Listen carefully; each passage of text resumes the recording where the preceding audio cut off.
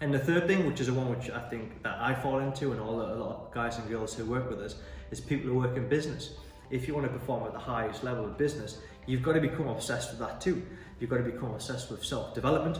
You've got to become obsessed with working on you on a daily basis, because you are the product.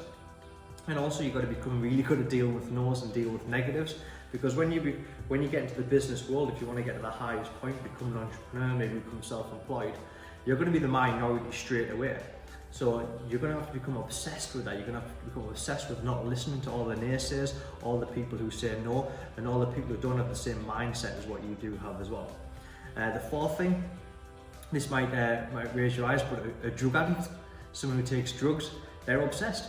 And now, is being on drugs a good obsession or a bad obsession, productive, non-productive? I would think that being on drugs is not very productive, and it is a bad obsession to have.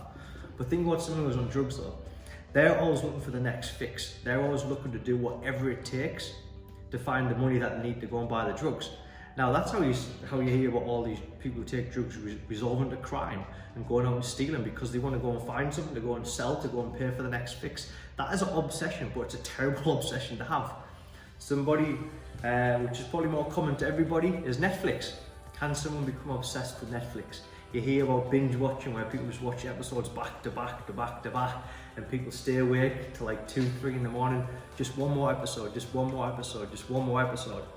And people will want to go and binge watch to catch up to the current series, where they're all up to date with their friends. So everyone's coming into the new series together. So people say, right, I'm going to binge watch the next 3 series. I'm going to make sure I get caught up to date by this certain time.